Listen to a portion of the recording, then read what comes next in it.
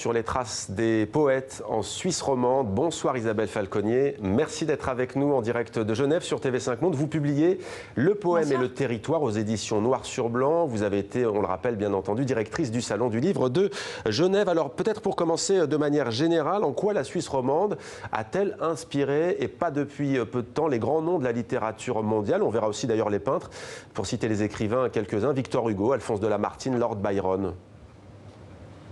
C'est vrai, tout le monde a passé en Suisse romande. Tous les poètes, d'une manière ou d'une autre, pour une raison ou pour une autre, se sont arrêtés en Suisse francophone, en Suisse romande, et ont été saisis par ce qu'ils ont vu, par ce qu'ils ont vécu.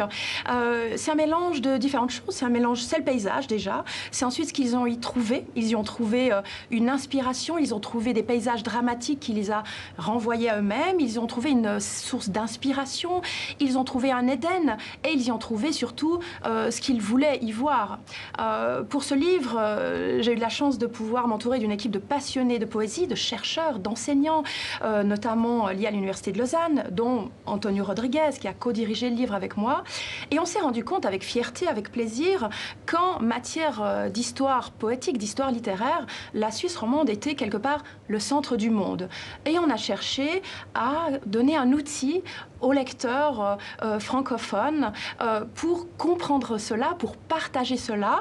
Dans le fond, c'est comme un couteau suisse, hein, ce livre. On peut l'avoir chez soi, on peut rester tranquillement chez soi, où qu'on soit dans le monde, et découvrir des paysages, découvrir des poèmes, ou alors on le prend avec soi en balade, on met ses pas dans les pas justement des Lamartine, des Byron, des Victor Hugo. Alors justement, puisque vous parlez de Victor Hugo, je parlais de la nature bien entendu, le lac magnifique que l'on voit derrière vous, le lac Léman au bord de Genève, mais aussi les églises par exemple. Tiens, prenons Victor Hugo, je le disais, pourquoi a-t-il écrit sur l'église Saint-Martin à Vevey ?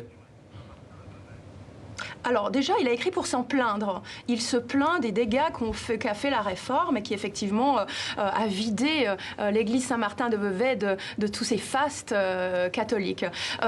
Ensuite, il écrit parce qu'elle lui inspire des profondes réflexions sur les révolutions dans le monde, sur la démocratie, et il prend Vevey, puis la Suisse romande, puis la Suisse, comme le berceau d'une réflexion beaucoup plus globale sur l'époque qu'il vit, sur les enjeux géopolitiques de l'Europe.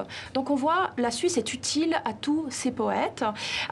Elle leur sert finalement, on voit par exemple Lamartine. Qu'est-ce qu'il fait? Il arrive en 1815 en Suisse parce qu'il cherche à échapper à Napoléon, qui cherche effectivement à l'intégrer à son armée. Il arrive à Gilly, en Suisse romande, il est ébahi par ce qu'il voit. Il écrit ses plus belles lignes romantiques, tout en trouvant une terre de refuge, ou comme Rilke. Pourquoi il arrive en Valais et il y vit ses dernières années et aussi sa période littéraire la plus faste. Donc c'est une manière de se dire, mais à quoi servent les paysages suisses? Quel est le rapport, d'une manière générale, entre l'homme et les paysages, l'homme et le lieu, l'homme et la nature?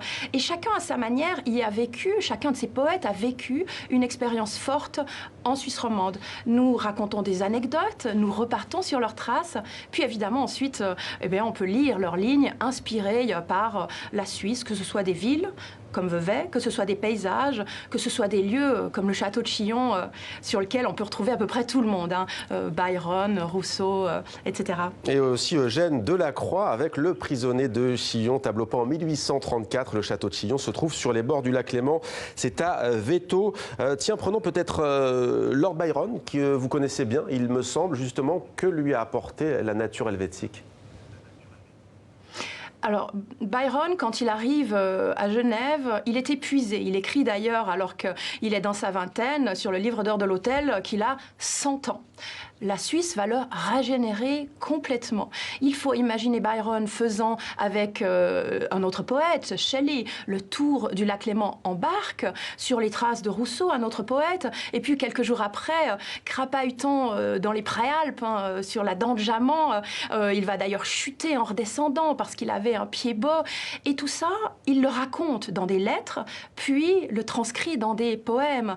Et donc c'est absolument fascinant d'observer et de vivre de l'intérieur la transformation de l'inspiration du poète, de sa presque vision de la vie, juste parce qu'il a atterri dans un lieu spécial et qui, nous avons de la chance, est le lac Léman en Suisse romande.